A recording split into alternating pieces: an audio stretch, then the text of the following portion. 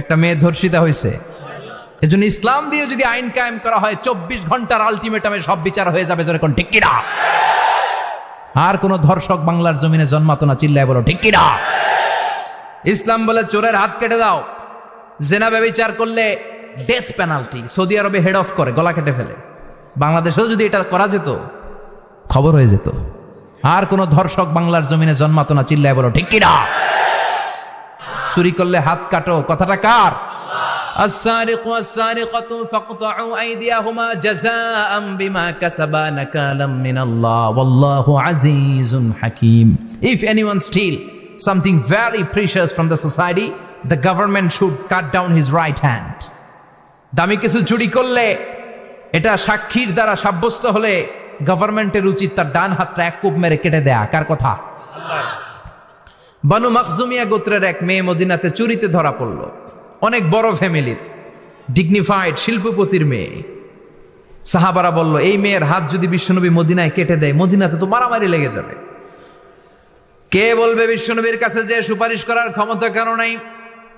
বিশ্বনবীর পালক পুত্র ওসামা বিন যায়েদ, যায়েদ ইবনে হারেসা, তার ছেলে ওসামা পালক পুত্রের ছেলে, তাকে বিশ্বনবী বড্ড ভালোবাসতো। তার উপাধি হলো হুব্বু রাসূলিল্লাহ, বিশ্বনবীর ভালোবাসা। সবাই বলল, ওসামা, আমরা যে বলতে পারবো না, তুই যে নবীরে সুপারিশ কর। ও নবী, যদিও চুরি করেছে মেয়েটা, সাব্যস্ত হয়েছে, কিন্তু আপনি মাফ করে দেন, হাত কেটে দিয়েন না। ওসামা যে বলে, নবী হাত কেটে দিয়েন না। বিশ্বনবীর চেহারাটা আগুনের গোলার মতো লাল হয়ে গেল। বিশ্বনবী বললেন, ওসামা, এটা আল্লাহর আইন, সুপারিশ করার সাহস তোর বুকের ভিতরে দিল কে? কে দিয়েছে স্পর্ধা? লাউ আন্না ফাতিমাতা বিনতে মুহাম্মদ সারাকাত লাকাতা মুহাম্মাদুন ইয়াদাহা। এই মেয়ে তো দূরের কথা, আমার কলিজার টুকরা, নয়নের পুটুলি, জান্নাতি নারীদের সর্দারানী আমার মেয়ে ফাতেমাও যদি চুরিতে ধরা পড়ে, আমি তলোয়ারটা বের করে ফাতেমার হাত কেটে দিতে 1 সেকেন্ডও দেরি করব না। কারণ আইনটা কার? চিল্লায় বলেন কার? এজন্য বাংলাদেশে চুরি চামারি আসানা নাই, হাজার হাজার কোটি টাকা উধাও হয়ে যায়, আসানা নাই। যারাই চুরি করবে হাত কেটে দেয়া হবে। বাইতুল মুকাররমের স্কয়ারের সামনে হাত কেটে দেয়া হবে। আর প্রতিটা চ্যানেল লাইভ ব্রডকাস্ট করবে, এটা সরাসরি সম্প্রচার। আমরা সবাই দেখবো কেমনে চোরদের হাত কাটে। এই নিয়ম যদি করে দেয়, দেশে আর চোর খুঁজে পাওয়া যাবে? কথা কন। তবে এই চোর লাউ চোর, ডাইল চোর, মুরগি চোর না, যারা 1000 কোটি টাকা মেরে দেয়। এক সিগনেচারে দেশের 10,000 কোটি টাকা নাই, চিল্লায় বলো ঠিক কিনা? এই চোরদের বিচার যদি করা যেত, তাহলে এই দেশে আর দুর্নীতি থাকতো না। দুর্নীতি দমন কমিশনের দরকার হতো না। মন্ত্রীদের রাতের ঘুম হারাম হতো না। এটা মদিনার সমাজ হয়ে যেত, শান্তির বাংলাদেশ হয়ে যেত, ঠিক কিনা? এজন্য আল্লাহ বললেন, গোলাম, এই জমিনের ভেতরে চুরি করলে হাত কেটে দিবা, জিনা ব্যভিচার করলে ডেথ পেনাল্টি, ক্যাপিটাল পানিশমেন্ট, মৃত্যুদণ্ড, সর্বোচ্চ শাস্তি, ঠিক কিনা? একটা মেয়ে ধর্ষিতা হয়েছে, তার বিচার হয়েছে না? প্রক্রিয়াধীন হচ্ছে, সবাই অ্যারেস্ট হয়েছে, হচ্ছে। এজন্য ইসলাম দিয়ে যদি আইন কায়েম করা হয়, 24 ঘন্টার আলটিমেটামে সব বিচার হয়ে যাবে, যেরকম ঠিক কিনা? ইসলাম বলে চোরের হাত কেটে দাও, জেনা ব্যভিচার করলে ডেথ পেনাল্টি। সৌদি আরবে হেড অফ করে, গলা কেটে ফেলে। বাংলাদেশেও যদি এটা করা যেত, খবর হয়ে যেত। আর কোন ধর্ষক বাংলার জমিনে জন্মাতো না, চিল্লায় বলো ঠিক কিনা? আল্লাহ বলেন, আমি মানুষকে খলিফা বানিয়েছি আমার এই হুকুম আহকামগুলো বাস্তবায়নের জন্য। সব সৃষ্টিকুলের মধ্য থেকে মানুষকে আমি বানিয়েছি আশরাফুল মাখলুকাত। আবার মানুষকে বানিয়েছি আমি আমার খলিফা। আবার মানুষের চেহারাটা আমি আল্লাহ সব চাইতে সুন্দর করে তৈরি করেছি। সুবহানাল্লাহ। লাকাদ খালাকনাল ইনসানা ফি আহসানি তাকওয়িম। আমি মানুষের চেহারাটা সব চাইতে চমৎকার অবয়ব দিয়ে তৈরি করেছি রে গোলাম। সুবহানাল্লাহ। পৃথিবীতে যত প্রাণী আছে, সব সৃষ্টির মধ্য থেকে আমাদের সৃষ্টিটা সুন্দর না? আপনি হিউম্যান অ্যানাটমি নিয়ে যদি গবেষণা করেন, কেমনে আল্লাহ আমাদের এখানে হার্ট দিলেন, লাঞ্চ দিলেন, হ্যাঁ, তারপরে 206টা হাড্ডি দিলেন। হাড্ডিগুলো আবার ব্যান্ড করা যায়, দেখছেন? বাঁকা করা যায় না? এটা বাঁকা করা যায়। বাঁকা না করলে আপনি খাইতে পারতেন? ক্রিকেট যারা খেলো, পেস বল করতে পারতা? স্পিন বল, হ্যাঁ, অফ স্পিন, লেগ স্পিন, কয় হুজুরও জানে কেমনে রে, তোর থেকে শিখছি বেটা। তো এই যে ছেলেপেলারা এরকম অফ স্পিন করে, লেগ স্পিন করে, এগুলো হচ্ছে আল্লাহর দেয়া কারিশমা। হাত ঘুরানো যায়। আল্লাহ যদি এটাকে এরকম ব্যান্ড করার সুযোগ না দিতেন, করতে পারতাম? আবার এইখানেও বাঁকা করার সুযোগ আছে না নাই? এইখানেও আছে না নাই? আবার এইখানেও আছে না নাই? কত কাজ। বাজার করে যখন বাজারের ব্যাগ যখন নিয়ে আসেন, কোথায় ধরে রাখেন? আঙ্গুলে ধরে রাখতে হয়। ক্যারাম যখন খেলো, কি দিয়ে টোকা মারো? সুবহানাল্লাহ কয় না পোলাপান? আহা, কত খেলার সিস্টেম আল্লাহ দিলেন। আবার ক্রিকেটের মধ্যে 2 আঙ্গুল তুললে কি? ওই যে সব মুখস্থ। আবার 1 আঙ্গুল তুললে কি? দেখছেন ঘটনা? আউট। কত কাজ এই আঙ্গুল দিয়ে। এই আঙ্গুলগুলোর বাঁকা করার, বেন্ড করার ক্ষমতা আমাদেরকে দিয়েছে কে? আল্লাহ। এজন্য আল্লাহ বললেন, লাকাদ খালাকনাল ইনসানা ফি আহসানি তাকওয়িম। আমি মানুষের চেহারাটা সব চাইতে সুন্দর করে তৈরি করেছি। মানুষ সুন্দর, আমাদের চোখ সুন্দর না মিয়া? আমাদের চোখও যদি সুন্দর হতো তাইলে আমরা বুঝতাম মানুষগুলো কত সুন্দর।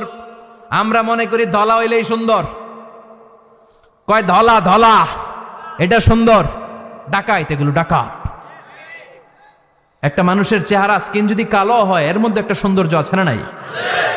একটা মেয়ের স্কিন যদি কালো হয়, তারপরও চেহারায় সৌন্দর্য আছে না নাই? কয় না হুজুর, আমার বউ সুন্দর না, কালা কালা। আছে না নাই? তুই ডাকাইত।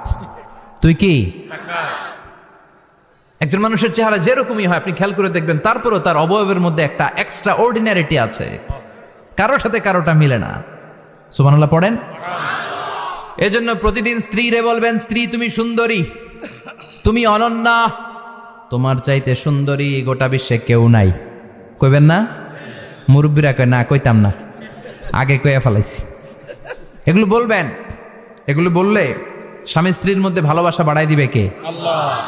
আমি প্রায় এগুলো বলি, উৎসাহিত করি যে স্বামী স্ত্রীর মধ্যে যে ভালোবাসাটা, এটা পবিত্র, এটা জান্নাতি। এই ভালোবাসা জান্নাতে শুরু হয়েছিল সাইয়েদনা আদম আর হাওয়ার মধ্য দিয়ে। চিল্লা এখন ঠিক কি না?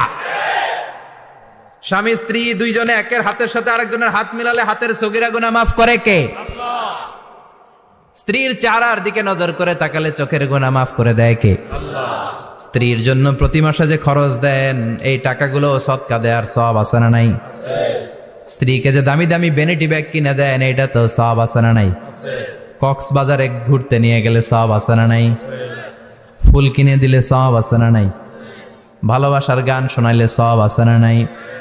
তোমারে লেগেছে কত যে ভালো, চাঁদ বুঝি তা জানে, রাতেরও আধারে দোসর হয়ে তাই সে আমারে টানে, চাঁদ বুঝি তা জানে। ঠিক কি না? আজকে পারবেন না শোনাইতে রাত্রেবেলা? পারবেন? পারবেন?